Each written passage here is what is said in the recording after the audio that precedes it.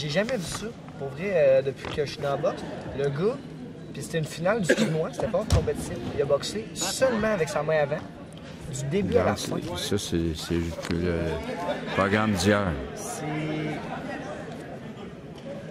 lui, Isaac Sévère, de Ludus. Ouais. Il se battait contre Kevin Bay, un gars d'énergie. Ah ouais, le petit, là, le petit... Ouais, le petit carré, ouais, avec... Ouais, puis, l'autre, t'as un pied de différence. Oui, puis un grand shapé des bras. Ouais. Puis il a boxé juste avec le jab. J'ai jamais compris pourquoi, c'était bizarre. On dirait que c'était blessé avant le combat puis qu'il pouvait pas lancer de main droite. Il faisait juste des feintes avec. On va maintenant rentrer dans la catégorie des 92 kilos, juste en dessous de la barre des poids lourds. On va avoir Kevin Bay du Energy Box à Québec, le club de boxe local qui organise la compétition du Québec Open.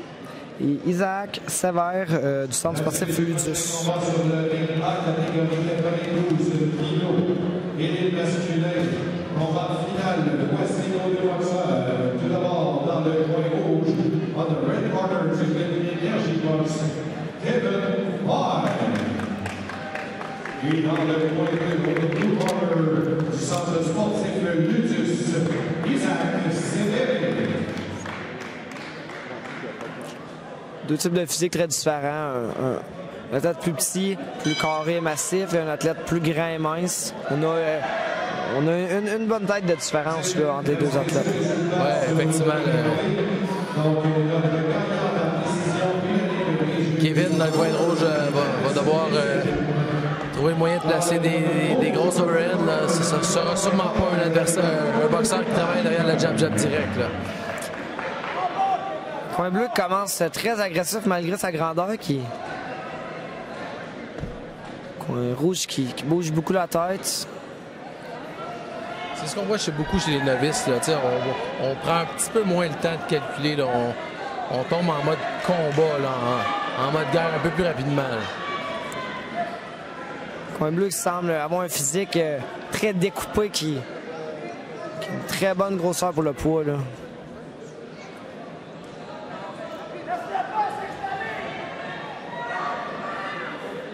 Bon jab solide. Oui, effectivement.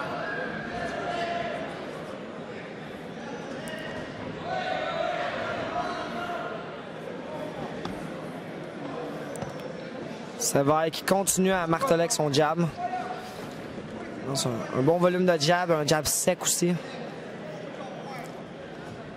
Kevin Bay qui bouge bien la tête, mais est toujours quand même à portée de jab. Là. Ça va être difficile pour lui.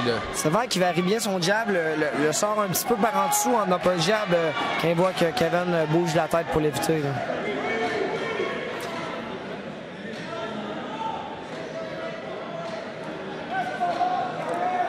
Bon jab encore une fois de la part de Sévère. Bay qui bouge bien la tête, mais Sévère semble toujours bouger trop rapidement. On va bien essayer la main gauche qui aurait pu. Bon, une bonne combinaison là, de la part de Bay. Oui, le problème pour Sévère. Sévère n'a pas trop de problème à éviter les frappes là, de Kevin Bay. Par contre, Sévère, je crois qu'il n'a pas lancé une seule main arrière dans le combat. On a vu beaucoup de mains avant. Probablement qu'il respecte, ne peut pas prendre de risques, mais a réussi à placer des jabs qui faisaient reculer la tête. Donc, c'est des jabs importants. Là. On a vu quelques crochets à la fin, mais seulement quelques-uns pour terminer. Pas vu de main arrière. Là. Les coups de puissance, les jabs pouvaient être en puissance par contre. On a eu des jabs lourds de la part de Sévère. Kevin Bay a réussi à placer 2 coups de puissance, lui, dans sa séquence dans le combat. Encore une fois, on entend un peu mieux les conseils dans le coin rouge. On voit Benoît Martel qui lui demande de commencer au corps pour finir à la tête. Qui lui dit qu'il ne touchera pas la tête directement. Là, donc, de préparer sa grosse main arrière. Là. Benoît Martel, un entraîneur qui est dans le milieu depuis longtemps. Si on aurait un Hall of Fame de la boxe au Québec, il en ferait probablement partie, un entraîneur. Sans aucun doute. D'aussi loin que je peux me rappeler, ils organisaient des galas à Québec, des guerres Québec-Montréal, des galas avec les barmen de Québec qui a eu un franc succès il y a de cela presque une dizaine d'années. Tu vois, là, on a Kevin Bay qui a réussi à les placer, justement, ses mains au menton. Là. D'ailleurs, de Kevin Bay, qu'on parlait justement, a l'air d'avoir fait un bon travail parce qu'on a un très bon début de round de sa part. Il a placé plus de coups dans les 10 premières secondes que dans le dernier round au complet. Encore une fois, une autre fois, Kevin Bay qui continue. Bon coup d'impact. Sévère qui ne se fait pas respecter. Il lance beaucoup de mains avant, mais pas de coup d'impact pour se faire respecter. Oui, effectivement, Sévère qui se concentre à gérer la distance. Une bonne chose en soi.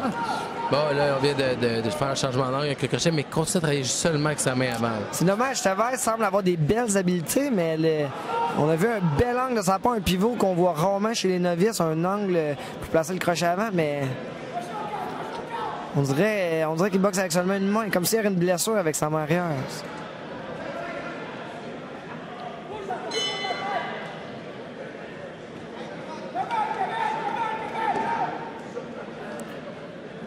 Ouais, c'est vraiment spécial de voir qu'il n'a pas encore lancé une. Oh, il a feinté, mais il n'a pas encore lancé une main arrière.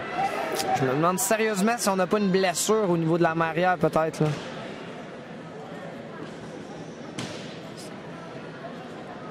Ça me paraît vraiment bizarre, là. Quelque chose de bizarre là-dedans. Kevin qui place une belle combine, ça va qui perd l'équilibre.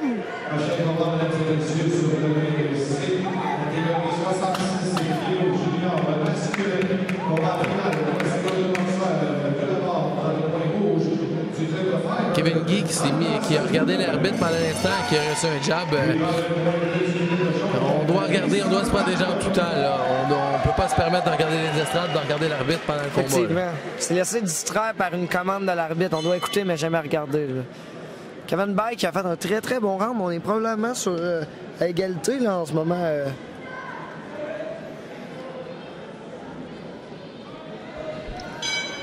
Ça a été un début de round tout à l'avantage de Kevin Bay qui a réussi à placer des mains arrière puis il a passé à placer des gros crochets. Par la suite, on a senti Samper qui reprend le contrôle du round, mais vraiment juste avec la main avant. Là. Vraiment un contrôle qui est très professionnel en soi, mais on se demande s'il y a une blessure ou s'il a juste peur d'ouvrir avec sa main arrière puis se compromettre.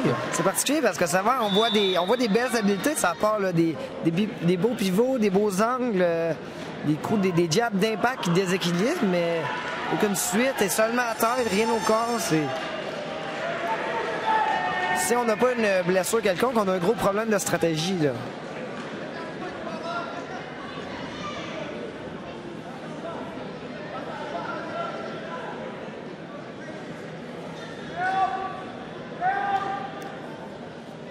Meilleur début de round là, de la part de Sévère cette fois-ci.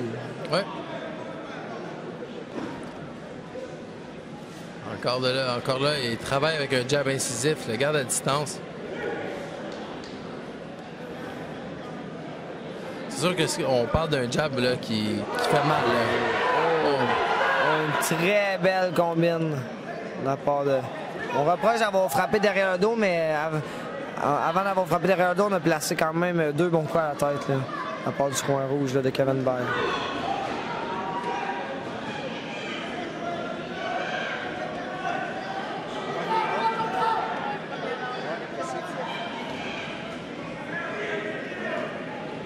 On sent que Kevin pourrait être attaqué à tout moment. Là.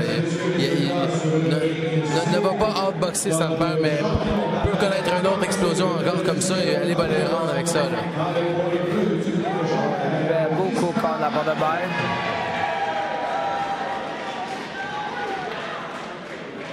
Bon jab de la part de Sévère. Un bel angle encore une fois d'abord. Aller chercher des angles comme ça, effectivement, ça démontre une certaine qualité de boxe, mais là, j'ai vraiment l'impression que c'est parce qu'on n'a pas l'option de se servir de sa main arrière, donc parce que là, c'est trop prononcé ici. Là. Même un boxeur blessé, je pense, s'en servirait plus. Ça doit être une directive du coin là, ou quelque chose comme ça. Là. On veut travailler avec la main avant. On cherche juste des angles pour se servir de la main avant. Bay qui a placé un bon crochet. Va le main avant de la part de... Un petit crochet avant.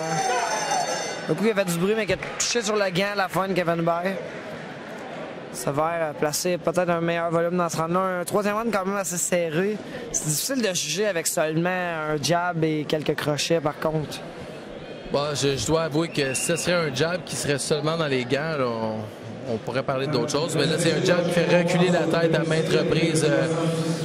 Je vais avantager Sandberg avec la qualité de ses jabs. C'est assez particulier. On n'a pas un combat hors concours. Là. On a vraiment un combat de tournoi ici. Là. Donc, c'est pas deux athlètes qui souhaitent gagner la médaille d'or.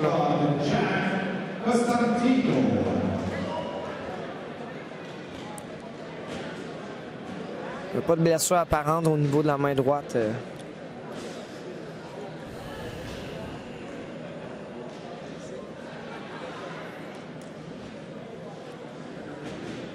C'est dirigé vers la décision officielle. La main de Sévère va avoir suffi. Deuxième place sur le ring A. Notre gagnant par décision unanime des juges dans le point 2 du centre sportif Glutus Isaac Sévère.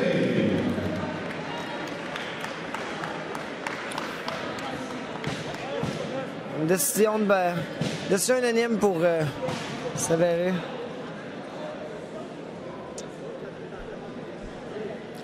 C'est la première fois en carrière que, en 8 ans dans la boxe, c'est la première fois que je vois quelqu'un dans une compétition utiliser seulement sa main avant.